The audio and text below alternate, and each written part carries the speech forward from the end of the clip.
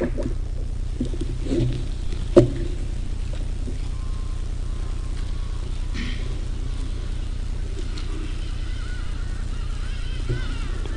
Excellency, with the administration's second cabinet now officially in office, it is both my distinct honor and privilege to invite you to convey your felicitations to the cabinet secretaries who have assumed office today and thereafter to address the nation. Ladies and gentlemen, may we all arise in honor as we welcome His Excellency the President. I thank you, Your Excellency. Thank you very much. Let's take our seats.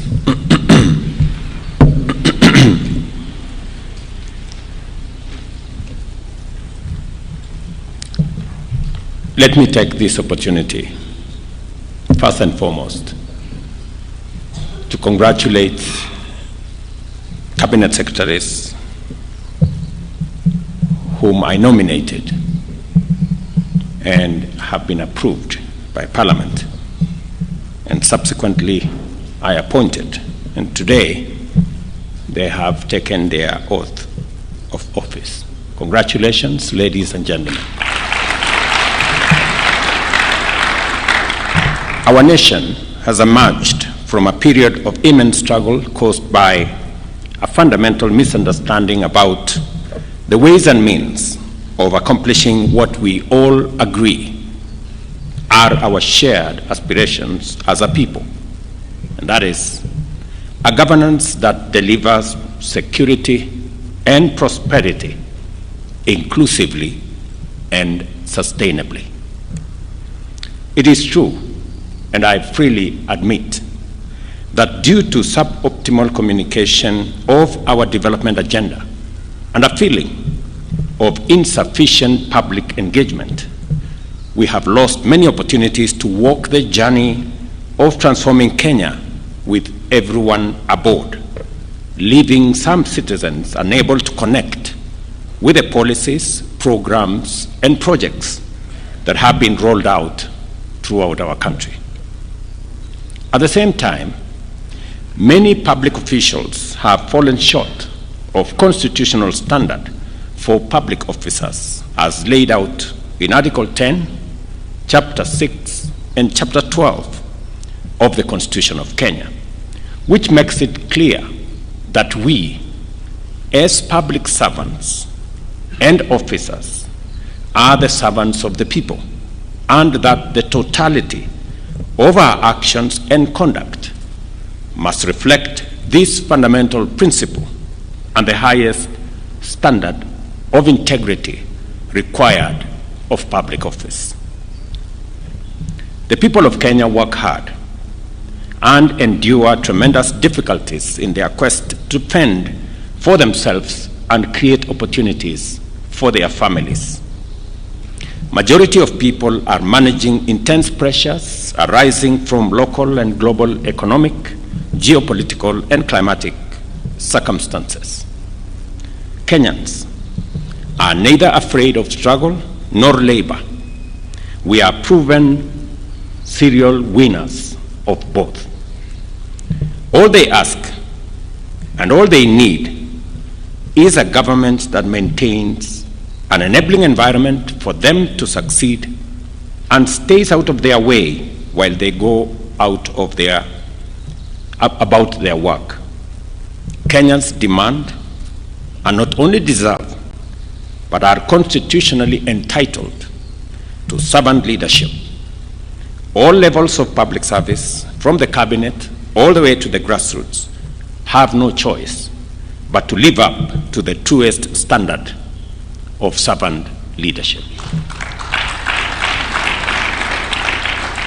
Consequently, and taking this into account, we shall proceed to take unprecedented steps to accelerate the delivery of the national economic transformation agenda with integrity, efficiency, transparency, and inclusivity. During the past month, I have made effort to keep my promise to engage in extensive consultations with leaders from diverse sectors, both public and private, with a view to constituting a broad-based government powered by an inclusive bipartisanship that will accelerate and turbocharge the radical transformation of not just our economy, but also our country. More than ever, it is clear that we are fully united by a shared devotion to secure a prosperous Kenya that serves all of us. For this reason, I am persuaded that this moment in the life of our nation calls on us to build a strong team of rivals to give our transformation agenda the best chance of success and to enhance inclusivity in our national development. With the formation of this broad-based government that brings together former political rivals into one selfless patriotic team, we will unlock the potential of our country that has long been denied us by factional and sectarian competition. Our potential as a nation and the attainment of that potential have often been undermined by divisions arising from political competition. Where Kenya is today, while competition is healthy and good, there is a moment where the interest of a nation is greater than the interest of a political formation. This is such a moment, and it is the reason why I have reached out across the aisle to bring on board the knowledge, expertise, and experience of deserving Kenyans, though belonging to a different political formation. I am persuaded that a moment such as this in the history of our nation calls on patriotic citizens to forge an alliance of rivals, to harness our collective political capital, knowledge, and expertise to take the strides necessary to make our country great. With profound gratitude, I commend the leaders and citizens from all walks of life who reached out, participated in, and otherwise supported the consultations, not only for the patriotism which inspired them to place Kenya before their personal, sectarian, or partisan agenda, but also for invoking the spirit of bipartisan dialogue, which has never failed to reconcile bitter rivals and unite fierce competitors in navigating critical junctures throughout the history of our nation. It is this noble spirit, this willingness to negotiate, to listen, to find common ground in the middle of conflict that drew our freedom fighters from the forest to the negotiating table at Lancaster House in London. It is also this wonderful gift that brought together the agitators of the second liberation from the streets to the inter-parties parliamentary group dialogue, and thereafter to the bombers of Kenya, where our constitutional history was properly written. The ability to talk things out also enabled Kenyans to pull the nation back from the brink of an existential precipice and embark on a national accord which gave birth to the institutional dispensation that we are still working to perfect today. Here we are again today, called upon to remember the lessons of history, to live up to the demand of this moment, and set aside our partisan interests in order to show up for Kenya. The work of making our nationhood more perfect through inclusion, unity, equity, and social justice must begin by speaking with each other, listening to one another, and recognizing that every one of us wants the best for this nation. And all of us have a part to play in making Kenya great.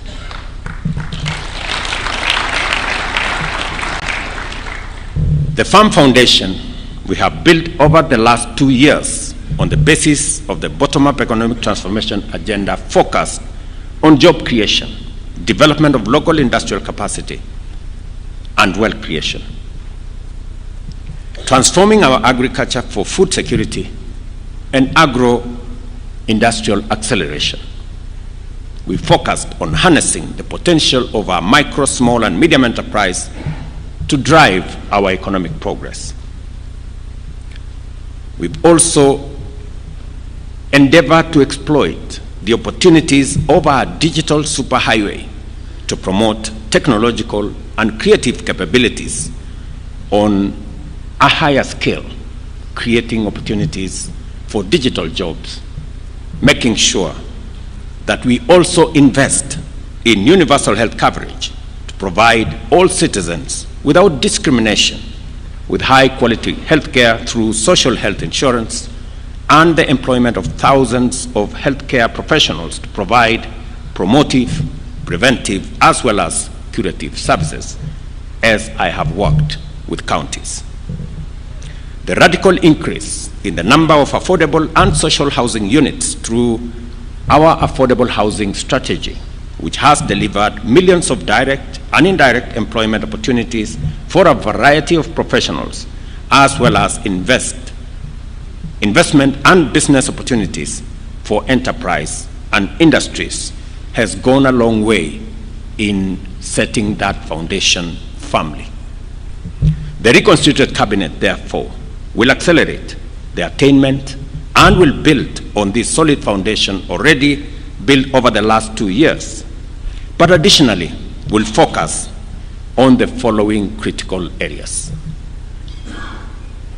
The first of these areas covers accountability and the fight against corruption. To enhance accountability and promote responsibility for the use of public resources, we shall introduce measures to levy a surcharge against any accounting officer or other public officer who has, by their action or omission, occasioned loss of public resources in accordance with Article 226(5), 201(d), and 232(b) of the Constitution. To eliminate the ghost worker payroll fraud at all levels of government, we shall also implement a unified personal identification system for all persons working across all arms of government, including constitutional offices. Further, Cabinet shall introduce a legal and institutional framework for mandatory and continuous vetting of all public officers. The same framework will provide the repository for wealth declaration across the entire of government under one office. In addition, we shall facilitate expeditious investigation and prosecution of all offenses related to corruption and economic crimes through amendment of the relevant statutes, including the Evidence Act, the Criminal Procedures Code, and provide for their determination of all cases within 6 months. We believe that our war on corruption will be significantly boosted by measures to make it easier and safer for citizens and whistleblowers to come forward and report corruption and economic crimes. And for this reason, the reconstituted Cabinet shall consider relevant amendments to the Witness Protection Act to enhance appropriate incentives and forward the same to Parliament. Further, as I indicated in my earlier address, I have engaged with the parliamentary leadership with a view to expediting the enactment of the Conflict of Interest Bill and expressed my determination to sign a robust, effective instrument into law in due course. I further reiterate my determination to make full use of the opportunities within our legal and institutional structures and systems to consult and collaborate with national justice, law, and order institutions with a view to promoting their efficiency and efficacy in expeditious and conclusive investigations of all active cases within a framework that we are going to agree on. As pertains to the management of public expenditure, I believe that the time has come for us to break new ground. That is why, beginning in the year 2025-2026 financial year, we shall adopt a zero-based budgeting system to reorient budgeting and expenditure frameworks of government. Similarly, we shall exploit the power of information and communication technology to radically diminish opportunities for corruption, conflict of interest, and abuse of office by digitizing procurement and making it open and transparent. Likewise, we shall initiate a framework to make VAT refund processes open, transparent, and accountable, because the immense savings out of this expenditure of public funds will finance investment in productive and transformative economic projects. The reconstituted cabinet will also collaborate with Parliament to develop legislative measures to promote local manufacturing, value addition, and job creation by restricting the importation of those products that can be competitively produced by our domestic industrial capacity. We stand at the beginning of a new chapter of our country's governance and development. The women and men who have been appointed to serve the nation in the reconstituted cabinet have today embarked on a mission that cannot and must not fail. The people of Kenya have made their expectations known in bold terms. They have also made their intolerance for failure, inefficiency, corruption, and ineptitude equally clear. As champions of the nation's development agenda, you will be team players, servants. Let me repeat that. You will be team players, servant leaders, faithful trustees, and effective stewards of the people's interest and dependable custodians of their resources. I am confident that each one of you has what it takes to deliver on your mandate and to satisfy the people's expectations. This is important because henceforth, the terms of our contract with the people will remain in sharp focus. We have no choice but to keep our part of it. The privilege to serve in positions of such high responsibility has come to you with an immense duty to do everything in your power to ensure that Kenyans receive the best services from the government efficiently, without discrimination, and without delay. I urge you, therefore, ladies and gentlemen, members of my cabinet, to go forth and from this day focus on delivery and dedicate your time and effort to the implementation of the various strategies, programs, and projects that the nation's transformation demand. I encourage you to make the people of Kenya your first and only priority, and to never let your own interests come in the way of your duties. I give you my assurance of my full support in discharging your mandate and in executing a reimagined and catalyzed transformation agenda. I have already given my undertaking to be the foremost steward of public resources and embrace my accountability for its proper use. Therefore, it is important to make it clear that my support for you ends if it conflicts with my accountability to the people of Kenya. Let us therefore work together in doing the right thing, and we collectively will be assured of success.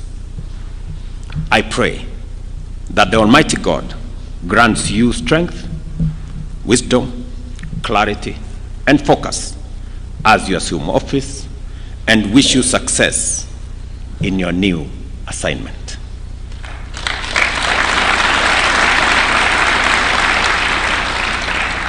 I ask citizens of our great nation to give a chance to these great men and women, to this new cabinet, and to support them to deliver on the mandate that has been given to them constitutionally, and as they perform their duties in the best interest of our country. Thank you very much. God bless you. God bless our great country, Kenya. Asanteni sana. Let us all rise for the national anthem.